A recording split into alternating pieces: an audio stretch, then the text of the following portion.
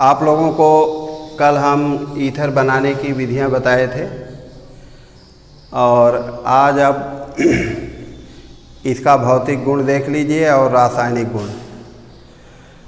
तो ईथर एक रंगहीन और बहुत ही वाष्पशील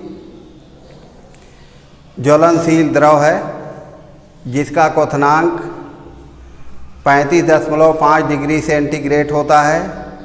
यह जल में अविलेय है क्योंकि हाइड्रोजन बांड नहीं बनाता और इसका बॉइलिंग पॉइंट कम है क्योंकि ईथर के मॉलिक्यूल परस्पर भी हाइड्रोजन बांड नहीं बना पाते, यानी इनके अणु संगुणित नहीं हो पाते। यही कारण है कि इसका बॉइलिंग पॉइंट संगत अल्कोहल की तुलना में बहुत कम होता है। और जल में अविलेय होते हैं, उसका मुख्य कारण यही है कि ये जल के साथ हाइड्रोजन बांड का निर्माण नहीं करते और ये बहुत वाष्पशील होते हैं और ज्वलनशील भी होते हैं, लेकिन ये कार्बनिक विलायकों में विलेय होते हैं। तो आप लोग इतना याद रखिएगा ईथर के बारे में। एक चीज़ और, ईथर एक निश्चेतक पदार्थ है, समझ रहे हैं, और इसका उपयोग निश्चेतक के रूप में भी किया जाता है। अगर आदमी इसको पी ले तो थोड़ा ये पॉइजनस भी होते हैं, उसकी डेथ भी हो सकती है, लेकिन बेहोश तो हो ही जाएगा। अच्छा, अब इसका आप रासायनिक गुण देखिए। रासायनिक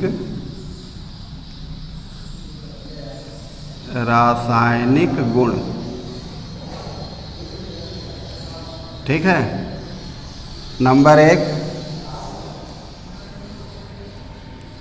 जल से क्रिया। जल से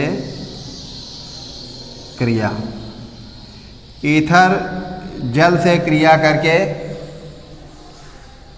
एथेनॉल बनाते हैं या एथिल अल्कोहल।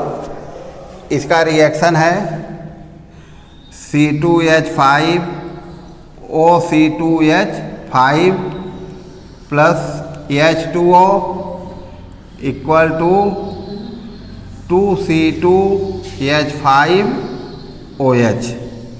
इसको तो आप जान ही रहे हैं, ये क्या है? Die ethyl ether. नाम नोट कर लेना, ये डाई एथिल ईथर है। और ये क्या है? एथेनॉल,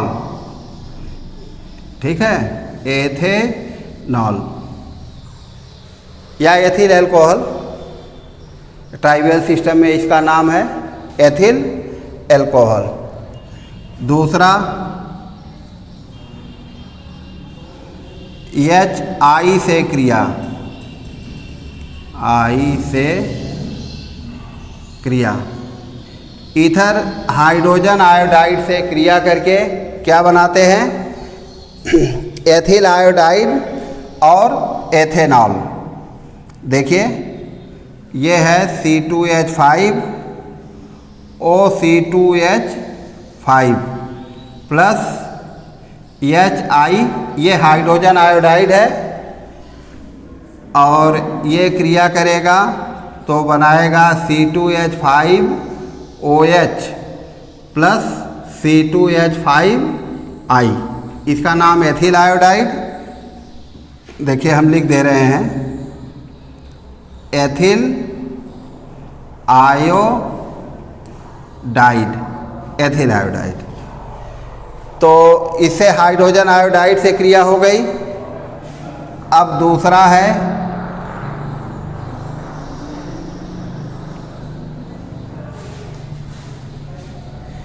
इसका निर्जलीकरण। निर्जलीकरण,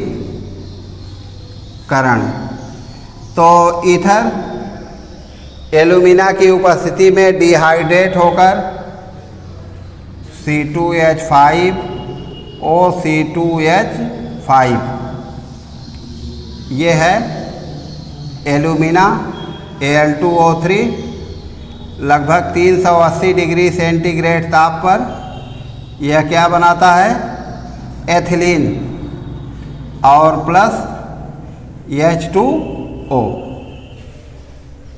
ठीक है। और अगला रिएक्शन,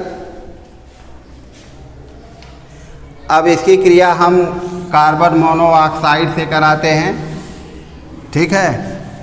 कार्बन मोनोऑक्साइड एक विषैली गैस है जो एक उदासीन ऑक्साइड है और यह जब मनुष्य के फेफड़े में पहुंच जाती है तो दम घुटने के कारण उसकी मौत हो जाती है, क्योंकि यह हीमोग्लोबिन से क्रिया करके कार्बोक्सी हीमोग्लोबिन बना लेती है। ठीक है। यह है CO से क्रिया। आप CO को कभी ऐसे मत लिखना, एक कोबाल्ट हो जाता है, कार्बन के बराबर ही ऑक्सीजन होना चाहिए, इसका ध्यान रखना। अब देखिए ये है C2H5 OC2H5 प्लस CO। तो कार्बन मोनोऑक्साइड से क्रिया करके यह एथिल एसीटेट बनाता है, CH3COO C2H5 और यहाँ जो है BF3 और NO2 जैसे कैटालिस्ट होते हैं। इसका नाम है क्या, एथिल एसीटेट। एथिल एसीटेट नाम याद रखना। ये कार्बन मोनोऑक्साइड है और ये डाई एथिल ईथर है। पांचवा CH3COCl से क्रिया, ये एस्टिल क्लोराइड है जिसका IPAC नाम एथेनॉइल क्लोराइड है, आप जानते ही होंगे। तो इससे क्रिया करके ये एथिल एसीटेट बनाता है, एस्टिल क्लोराइड नाम नोट कर लेना। और ये है आपका C2H5 OC2H5 equal to CH3COO C2H5 plus C2H5Cl। इसका नाम एथिल एसीटेट अभी ऊपर लिखे ही हैं। और ये है आपका एथिल क्लोराइड। क्या है, एथिल क्लोराइड। ठीक है। अगला एसिटिक एनहाइड्राइड से क्रिया, एसिटिक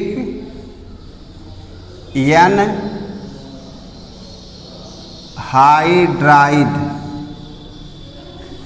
एसिटिक एनहाइड्राइड से क्रिया। तो एसिटिक एनहाइड्राइड से क्रिया करके क्या बनाता है, आप देखिए CH3CO का होल ट्वाइस हो, ये एसिटिक एनहाइड्राइड है, डाई एथिल ईथर, इससे क्रिया करके बनाता है एथिल एसीटेट और एसिटिक एसिड। देखिए CH3COO C2H5। तो इसको आप लोग नोट कर लेना, इसका नाम है एथिल एसीटेट। अगला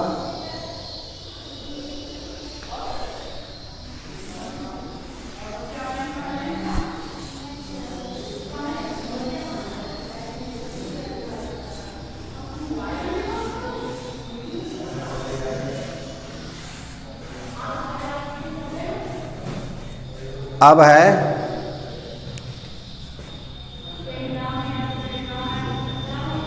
C2H5Br से क्रिया, Br से क्रिया। तो यह इससे क्रिया करके देखिए क्या बनाएगा, C2H5OC2H5 प्लस C2H5Br। तो ये बना लेगा, क्या नाम है, C4H10 और प्लस C2H5OBr। ठीक है। अगला उसका नाम है ब्यूटेन और वो है एथिल ऑक्सी ब्रोमाइड, और ये है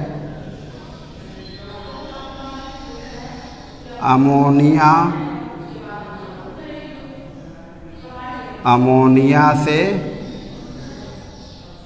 क्रिया। ठीक है।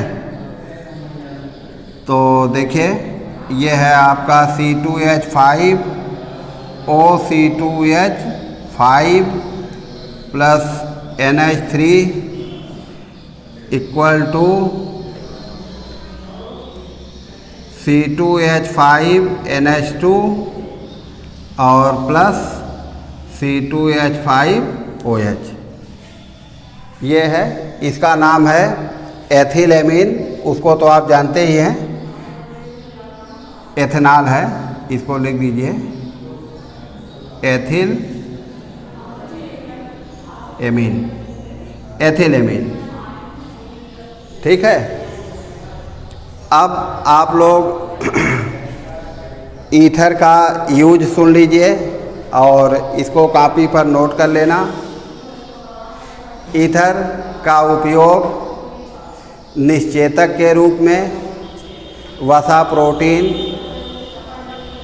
रबर आदि को घोलने में, और द्रव ईंधन के रूप में अगर आप गैसोलीन में मिला देंगे तो इसका द्रव ईंधन के रूप में उपयोग होता है, और निश्चेतक के रूप में, और विलायक के रूप में, और क्या नाम है, विलायक निष्कर्षण में, और इत्र बनाने में, जो सस्ते इत्र होते हैं या परफ्यूम होते हैं उसका निर्माण करने के लिए हम ईथर का उपयोग करते हैं। और इसको हम कृत्रिम सुगंध के रूप में भी बिना इत्र बनाए ही हम ईथर का उपयोग कर सकते हैं।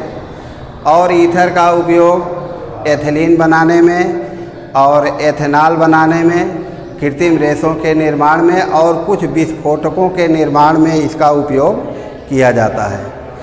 बस इसमें इतना ही। अब आगे फिर हम फिनाल पढ़ाएंगे।